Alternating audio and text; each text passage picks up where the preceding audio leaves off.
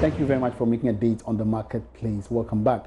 Now, Deputy Minister for Lands and Natural Resources Benito Owusu-Biu says mining communities will witness the completion of abandoned projects within such communities. According to the Deputy Minister, this will be made possible with the development of regulations required for the effective and efficient implementation of the Minerals Development Fund. He disclosed this to Joy Business in an interview on the sidelines of a stakeholders conference on the Minerals Development Fund held in Accra. The Minerals Development Fund was set up to help address development challenges in mining communities by providing financial resources. However, since its inception, it has failed to meet its full obligation due to a lack of regulations to guide its implementation.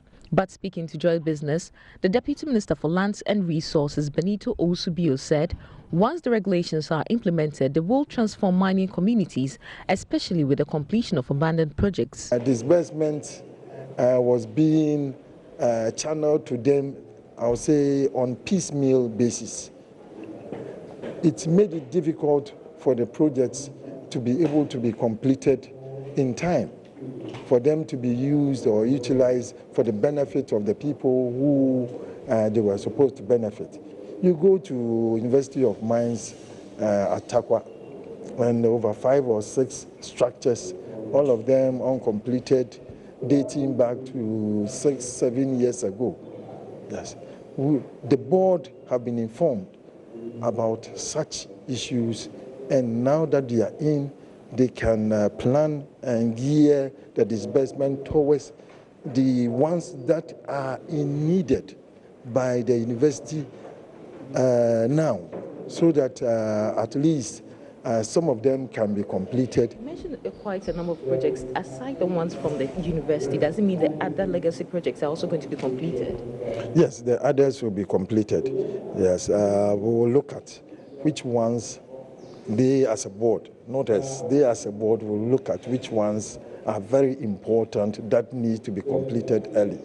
And then they will look at them particularly and ensure that those ones are completed. But they are to ensure that all projects are completed.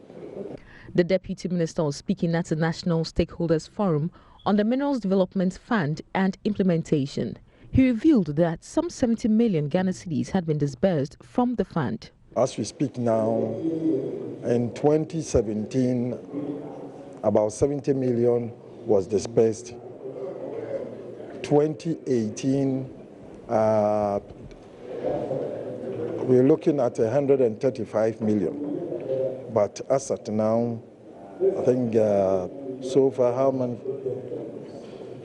far we are just looking forward to the January release, and which is in the tune of 25 million. Currently, the revenue source of the fund is 20% of mineral royalties inflow. For Joy Business, Sheila Tamaklo reporting. Director General of the Council for Scientific and Industrial Research, Professor Victor Ajimai, has called on government to leverage scientific research to help develop our agricultural sector. According to him, Ghana imports about $2 billion worth of agric products annually, gradually crippling demand for local products. Professor Victor Obeng explained that using locally generated technology will help reduce imports of agric products. The Ministry of Agric indicates that in Ghana, we import $2 billion worth of agricultural products.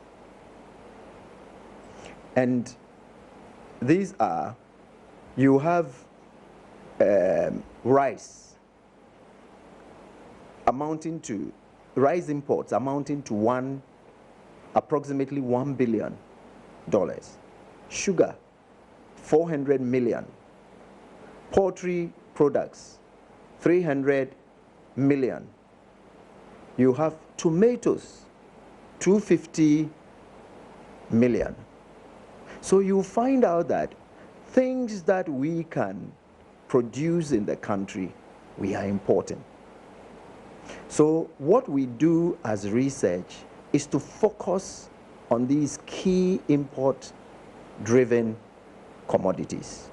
So you find out that in CSR we are looking at crops research, and that is also savanna crops in addition. And what we do is that we come out with varieties.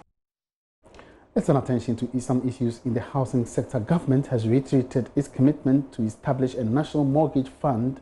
Minister for Works and Housing, Samuel Atachian, re-emphasized government's commitment in rolling out this policy. But would this deal with the challenges in owning homes in the country?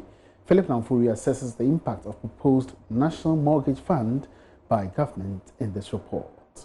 For some, an initiative like this by government is welcomed. However, the challenge could be its implementation and whether it would be devoid of usual political interference and allow the required professionals to manage this fund. Another issue on the mind of analysts is how sustainable would the source of funding for the scheme be. We understand that government could draw funding support for the scheme from pension funds, housing bonds, grants, insurance companies and some taxes. But what of those who want to depend on mortgage finance to buy their homes? Currently, borrowing from a mortgage lender attracts an interest rate of more than 20% a year, and you're likely to pay in dollars. Apart from this, there's also the risk of your home being taken over if you fail to keep up with payments as a result of loss of your job or any mishappening. The home will no longer be yours and having to start over will be a tough task. Getting a mortgage can be a great way to owning a home, but it comes with some costs you should be ready to deal with. Over time, we have seen many government interventions fail to achieve the desired effect. But will anything change with this? Well, we can only wait, as time will tell. Meanwhile, the acting executive director of the Ghana Real Estate Developers Association, Greda, Samuel Amegaibo, says the problem of mortgage in Ghana is the issue of high interest rates as well as banks' inability to recover their investments from defaulters. He was speaking on the business segment of JoyNews Prime with Sandra Esinamapenu. What you're talking about. I think there are two major causes to the default. The first one is high interest rate. If you compare the interest rate in Ghana for mortgages as compared to what happens in Europe and other places, you go wild. I mean, it doesn't make sense at all for us to be doing mortgage from a minimum of 24%, so far as I can check, to around 32%. And then the default side, the other one is about the banks themselves giving mortgages, and when people default, there's a big problem in recovering of the mortgage property, for example. And so Greda, for example, is proposing that to make the sector very attractive for investors to bring in their investments into it, let's strengthen the mortgage law. Okay. That will make it very possible for the banks. When you say to strengthen, recover. what exactly? How is the current situation and The what current needs to be situation, we have issues where defaulters have been in this system for about 10 years, that the bank is chasing them for recovery. And who want to go and invest in a sector where when I put my money in, I need to recover? It should take me 10 years in court, having an issue with a possible client. So what we are saying is that if you strengthen the law or change the law to make it possible for banks to recover properties from defaulters within the shortest possible time, and also possibly without going to court at all, because it happens everywhere. If you check Europe and America, they have very good mortgage systems where if a defaulter is identified within 3 months, I mean, the usual warning notices are sent. Yeah, but our system is quite different from what is being practiced in America. That is why in Europe and America, they have a system where when a mortgage defaulter is identified, within maximum of 6 months, the funder or the mortgagee can recover his property. But over here, you go to court, adjournment here and there, and 10 years down the line, you can find out from Ghana Home Loans, which is now GHL Bank, Republic Bank, and they'll tell you stories of several years in court because of defaulters. And it's so, yeah, I think it's not good. If people are investing in that sector, they need to be protected.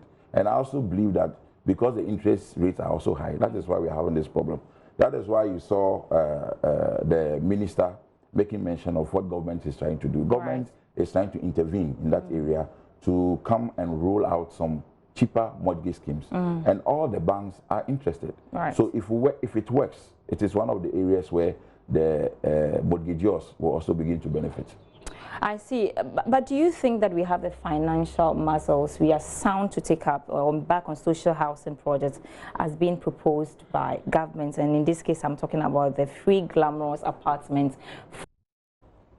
And that was the acting executive director of the Ghana Real Estate Developers Association, Greda, sharing his thoughts on the proposed mortgage fund by government. Let's now focus on the pharmaceutical sector. The Chamber of Pharmacy Ghana is lamenting the poor attitude of some medical service providers refusing to settle arrears owed pharmaceutical industries for about 20 months. Chief Executive Officer of the Chamber, Anthony Ameka, noted this in an interview on the sidelines of the official opening of Pills Pharmaceuticals at Melcom Place in Accra recently. Let's see it again. Government for some time now has been touting payments of some outstanding debts off the books of National Health Insurance Scheme. The Pharmacy Chamber, however, says many of its members have still not been offered their due. It is therefore calling on government to ensure the service providers pay the arrears owed various pharmaceutical companies which supply medicines to hospitals under the NHIS program. On the need to improve the well-being of Ghanaians and ensure access to quality and affordable medicine, the CEO of the Chamber of Pharmacy, Anthony Ameka, believes the hospitals are not being fair to pharmaceutical industries and therefore strict measures need to be taken. Government owe from July, that the health insurance owe the service providers from July of last year. They've been able to pay up to that time. But when you go to the hospitals or the service providers, they are owing 24 months. So the government idea of trying to ensure that the health insurance scheme becomes more sustainable, what is happening at the hospitals or at the ministry or the Ghana Health Service is not trying to promote the government agenda, and it's making the government look bad because the hospitals are not paying the pharmaceutical companies. We've met with the Minister of Health to have this discussion with him. We've met with a whole lot of stakeholders to discuss these issues with them. But we could realize that because of lack of supervision, they are not complying with the payment models that is agreed between them and then the suppliers. He was speaking at the official opening of Pills Pharmaceutical at the Melcom Place branch at Industrial Area in Accra. Mr. Ameka added some pharmaceutical industries have showed interest in moving to the manufacturing park to begin production. He believes the industry can produce enough to supply Ghanaians and the whole of West Africa under the Pharmaco Village initiative. Currently, we have some companies that are almost ready to move to the park to start production in Ghana. We think that Ghana stands the chance to supply medicines throughout the whole of West Africa because we have a very strong regulator, that's the FDA, and then that will be able to supervise most of the medicine or product that is manufactured locally. And in that case too, if there's any emergency, they will just allow, they just involve one or two companies to supply to solve those emergency or those issues on the ground. So we are in for that, and we are taking every step to ensure that that dream is achieved. The Chamber recommended that procurement for medicine under the framework contract policy should be decentralized to regions to create opportunities for many companies. Albert Abisio's report for Joy Business. Meanwhile, the CEO of the National Health Insurance Authority, Lydia Jani-Selby, has denied that some hospitals owe pharmaceutical companies for the past 20 months, as is being alleged by the Chamber of Pharmacy. She was speaking in an interview with Joy Business. We have heard about it, but it is not, I cannot tell a hospital to pay its debts. It's up to the hospital administration to decide when they are paid, what their priorities are. There shouldn't be anybody who is owed 24 months. Nobody. So it is a problem when we hear about it. Some of the challenges, I think, is, sometimes we get money, we pay 3 months at once. When the money is so big, the temptation to do infrastructural or capital things instead of paying their debts leads to the hospitals getting into some financial difficulty. I think it's about education for the hospitals as to making sure they pay for their consumables before they embark on capital projects. Let's just stay on this topic a while, and we have on the phone now the CEO of the Chamber of Pharmacy Ghana, Anthony Ameka, to also react to the current explanation by Madam Jani-Selby of the NHIA. Anthony Ameka, good afternoon. Welcome to the marketplace. Good afternoon. All right, so I believe you heard what the NHIA boss just said, that it is impossible for for medical operators to owe the pharmaceutical companies 22 months. How is you react to this? What is your reaction to this? I am still saying that the hospitals, some of the hospitals are still in arrears of 6 months, 8 months, and some of them 2 years. This includes the teaching hospitals, some of the child health facilities, and also Ghana Health Service facilities. We have the data. Now, what have you done? To publish it, we'll publish it. Why have you waited for all this while, 22 months? What have you done to recoup your monies? Previously, the excuse most of them have been given was that NHIA was owing them. But we have seen that NHIA currently, under the current situation, is doing very well in payment of claims to the service providers compared to the situation as at the last 12 years. But this is still not acceptable in any business standard. All right, so to what extent is this really affecting your members? It is affecting us because at the moment, some health facilities are still owing, and we could not also get our money. Because we've realized that Ministry of Health, Ghana Health Service, is also not supervising the hospital to ensure that they pay their suppliers to match with the payment made by NHIA.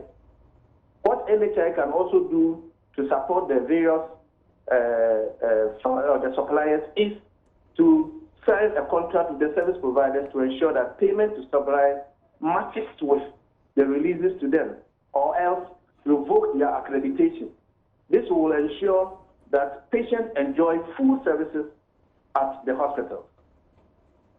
Have you had any opportunity to dialogue with the NHIA on possible ways of settling these outstanding payments? We've had that discussion with the Minister of Health. And what was the outcome? We did not see any improvement. So what is the way forward? What is the next step to take? The next step is for Ministry of Health to ensure payment to suppliers. They can do it because they have a monitoring directorate that at the end of every month, all hospitals submit their bills, their financial returns to the ministry. So the ministry could easily tell those institutions that they are owing and query the hospital why they are owing those suppliers. I'm amazed because government has been touting, the fact that it has paid off the outstanding debts of NHIA. So it amazes me why then it is not onwardly paid to you.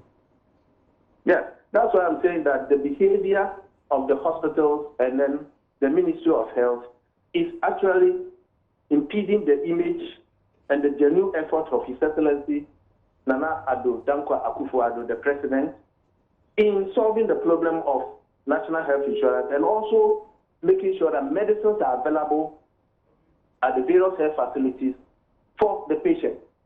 At the moment, what is happening is that it will get to a time where there will be shortages of medicines at the various hospitals because of non-payment of supplies. And that will not help sustain the national health insurance scheme. All right, many thanks for your time. We will certainly get back to you in another development. Now, for many who want to cultivate a healthy lifestyle with exercises, it often tends to be a lot tough when you have to do it alone. That's why joining others in Keep Fit clubs could be the best way out. As part of our health and wellness show, we're featuring a couple of Keep Fit clubs in the capital, Accra, and here's our first group, the Dansoma Keep Fit Club. Sheila Tamaklo has more in this report.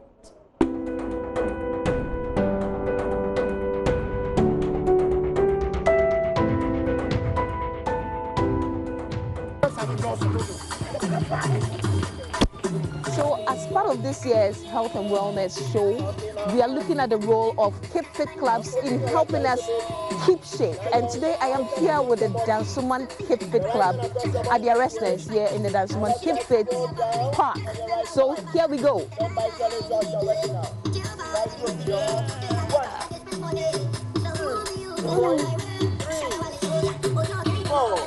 For decades, the Dansuman Keep Fit Club has played a key role in fitness for people within the Dansuman community.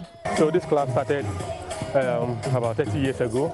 It's one of the premier Keep Fit clubs in Ghana. It started here, and that is how today we see a lot of Keep Fit clubs around. So it's embracing a lot of people. You come and see the old citizens. The founder now is over 90 years old. So we have the middle class, we have the youth. So it embraces all sorts of people. Okay. Wow. So how does one get to become a member of this club? Yeah, so it doesn't take much to become a member. Once you come, you see our training sessions, you join us for 1 or 2, and you pick the forms up, we register you, and you become part of the training regime. And our training, so we have it on Wednesdays, that is the evening from 6 to 8 p.m. Then on Sundays in the morning from 6 to 7:15. So people who want to go to church can go to church. Then we have Wednesday in the evening. The weekend workouts begin with a power walk, then sessions of aerobics and games led by a fitness instructor. You come here to help exercising because when we look at the way things are going now, I always tell my people that exercising is one of the best, if not is one of the best, but it's the best exercise, it's the best medicine that one can get in the world. Because when you exercise, it helps you a lot. One, it saves money, it saves time, and then it gives you, it opens your knowledge. So with your observation, I mean, when it comes to exercise, what kind of exercise is really useful for, let's say, people who are usually stuck in the corporate world, they're in the office the whole day and only weekends they get to come here? They need to do more cardio workout, cardio exercise. And you know, it comes in terms of the cardio workout or full body workout. We have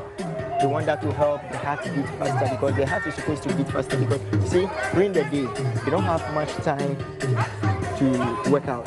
What they do is that they stay at one place from morning till evening. They go home, they don't have time to exercise. What they do is that they just take their bath, eat, and then go to bed. So the cardio workout, something like jumping jacks. We go this way, that's the jumping jacks, and then you can run on the spot. And then you skip. If you don't have the skipping rope, you do the normal skip. Okay. And then you do the squat. The squats too, yeah. Go 1, you go down, up, that's it. Go, you do some squat. As you do this, it helps. The squat is good for the legs. At the same time, it's good for the abs. So you need to be doing this at least. Let's say that if you don't have time for yourself, at least you should have about 10, 15, 20 minutes for yourself during the day, so that it will help you a lot. When you're able to do that, it pushes you away from illness. Most members and patrons of the Keep Fit Club confirm that they are usually alert and feel more healthy after going through the routine exercises. Meet 81-year-old Samuel Alonyo, one of the senior members of the club.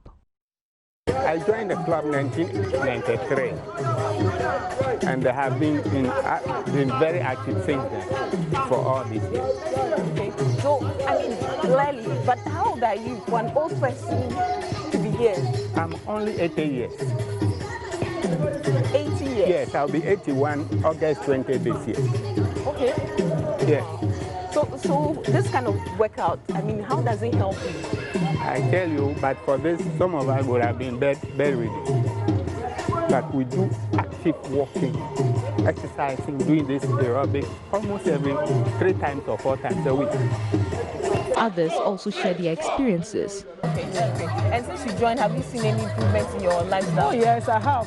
I have seen. If I can walk from, let me say, Dansuman Keep Fit Club to Sakamajanche for about an hour, by now I'm using 30 minutes to walk to the place, which is, I've seen a lot of improvements. So I encourage my fellow ladies out there to try and... For you as an individual, since you joined, did you say that it has had impact on your life? Yeah, it has significant impact. You know, I joined the club about 6 years ago.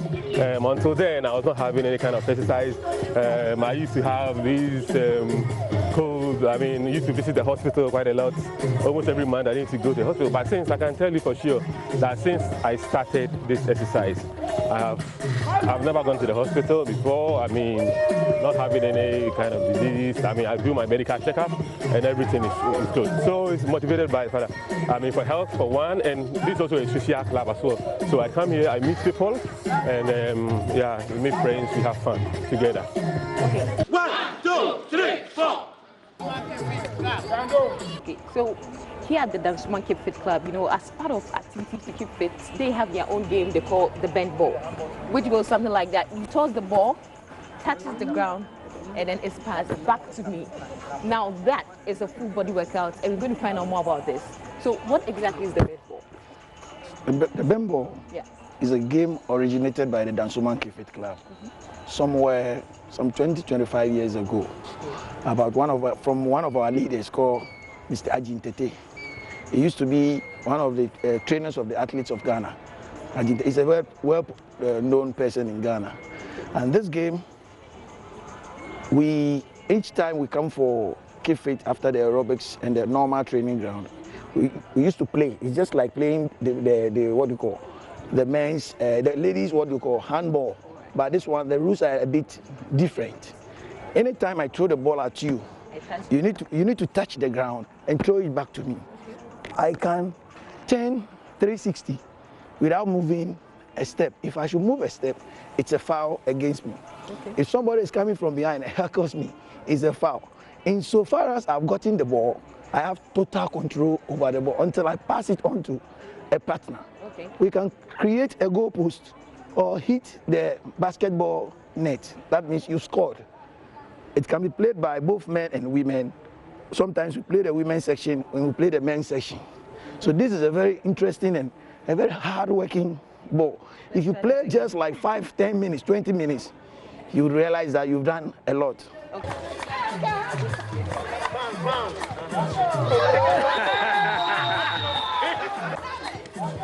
Hey, move it.